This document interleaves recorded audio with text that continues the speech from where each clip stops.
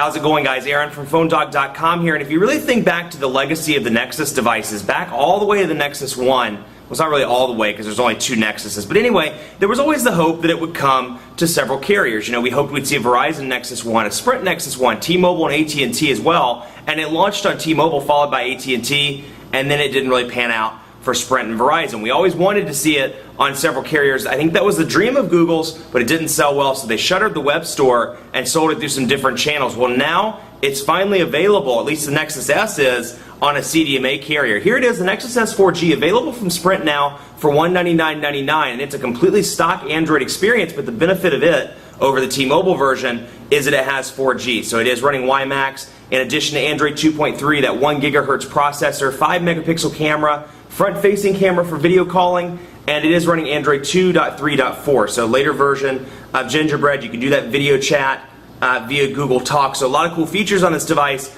Sprint's first completely stock Android device, but the question is it the best one to have when the Evo 3D is right around the corner and some other hot Android devices are either out or on their way out? We're going to find out that and more in the full review, but first, special thanks to our friends at Best Buy because they're hooking us up with some high-end stuff that we give to you in the One Paw Bandit game, things like the Thunderbolt, the Sidekick 4G, maybe even some of these, and you can win them. So when you go to Best Buy Mobile, you don't have to deal with rebates. You're going to walk out working. They're going to help you set stuff up, your email, your web, and you're going to get a good deal to boot. But enough of that. Let's get into the review.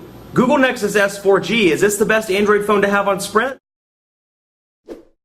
One benefit to this device over other Android devices, NFC capability. It does have near-field communication, so when that does become popular in the US, which we're seeing it take off with some of the credit card companies like MasterCard and others, you know, hopefully this will be something that's popularized in a couple of years, and when it is, and if it is, the Nexus S 4G is capable. It is NFC capable, and if you're up against an NFC tag, you can put the device down, it will scan the tag and read it. I actually used to have a Google one that they sent with the original Nexus S, but it's somewhere in the move, it got lost, so I don't have the tag anymore. But I don't have any, obviously, tags scanned on this, but when it does become popular, it's capable. So that's one benefit, even though it may be a little bit less in the processor department or in the screen department than the Galaxy S2 or the T-Mobile G2X, something like that.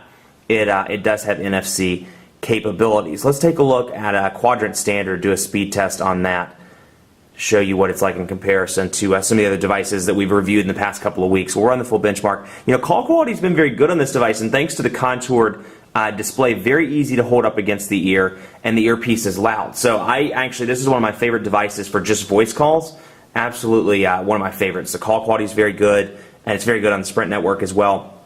The downside is, and we'll get into that in just a minute, when it's not on 4G, I've found that, and this isn't necessarily a Nexus S thing, but it's a Sprint thing, the EVDO Revision A speeds are just very, very slow. I mean, incredibly slow, and that's part of, you know, a tired 3G network and an old technology, but still something to keep in mind. You may want to go with, if you're debating between carriers, you may want to go with a carrier with a little bit faster 3G speeds, perhaps something like AT&T, even though they're having 4G, you know, say what you will about their 4G, but their 3G is pretty fast in most areas. Perhaps T-Mobile as well, one of the GSM carriers. So it's loading up now. Let's see what it looks like. So call quality was good. Speakerphone is loud. I'm going to show you a video on it as well when we show off the 2 cameras on the device. I kind of jumped the gun with the Quadrant Standard score, but we'll see here what it turns out to be.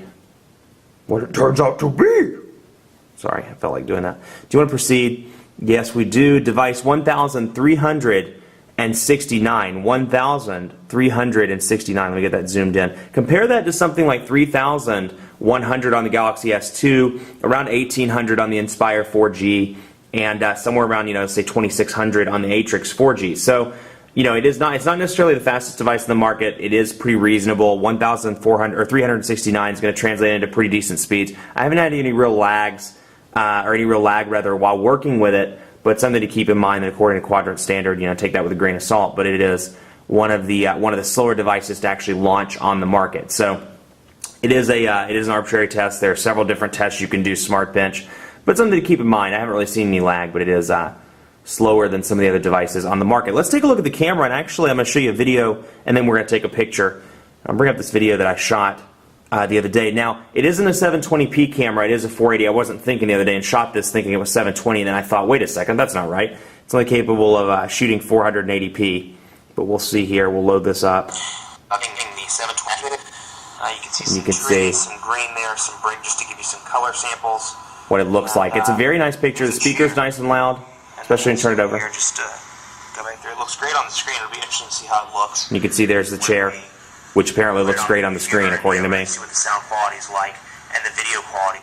So you can see video quality, sound quality pretty good on the device. And I brought it over temporarily to my computer before I deleted it off my computer, and the quality was great there as well. So for 480p, it's definitely a decent quality. It's kind of frustrating though because you have this with 480p max, and then you plot something like this that has 1080p shooting capabilities, or something like the Droid Charge, which has 720p. 720p is kind of the minimum now for a high-end device, so it's kind of lacking in that department. But let's do a camera shot just to see.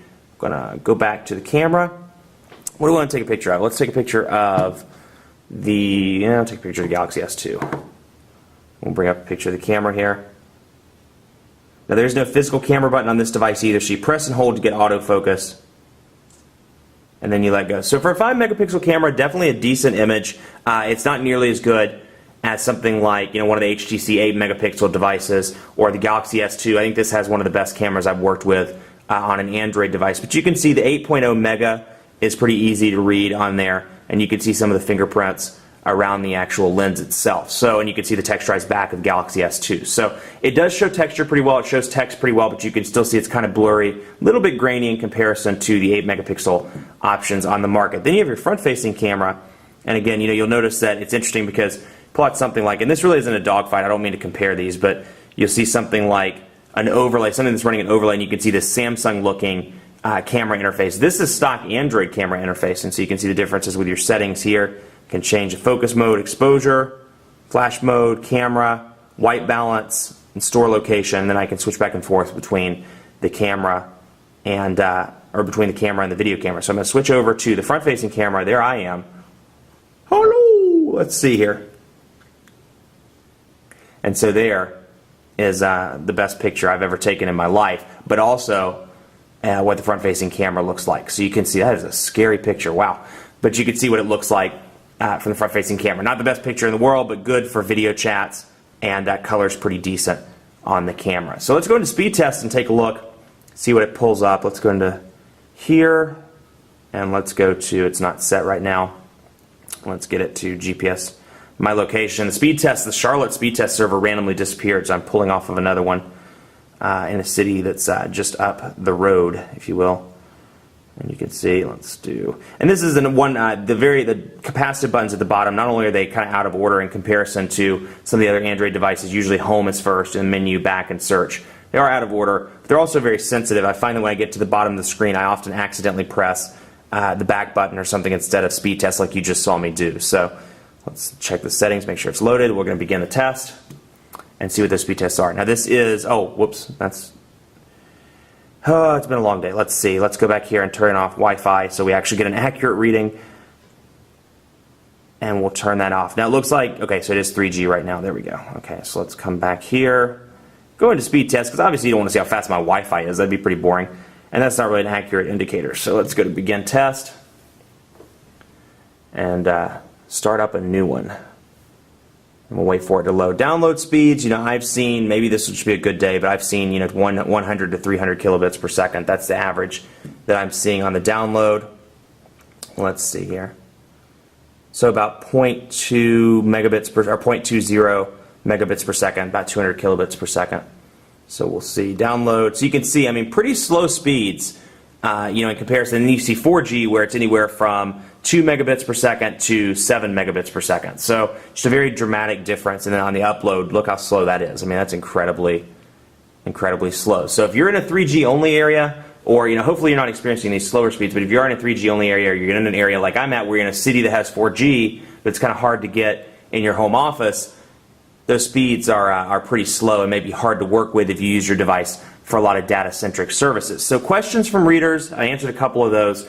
And for my Twitter people, speed test, that's what the speed test looks like. We did the quadrant standard. When will it come to Verizon? Don't know. This is the Sprint version. Don't know if it will come to Verizon before maybe another Nexus comes out. So no reports on the horizon for that. Is the design similar to the original? Yet, like I covered in part 1, it's exactly the same in terms of design, just a little bit thicker. It's 0.3 millimeters thicker to to be exact. Is the screen Super AMOLED or Super AMOLED Plus? It's Super AMOLED, not Super AMOLED Plus.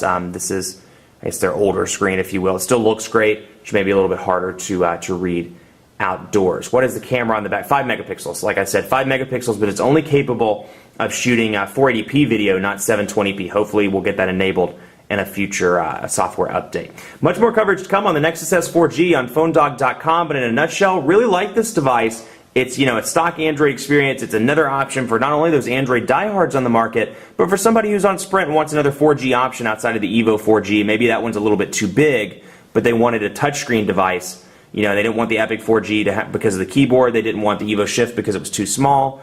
There's a nice option that's right in the middle in terms of size and gives you that all touchscreen experience. So it is a cool device. It's right there in that good price point, $200.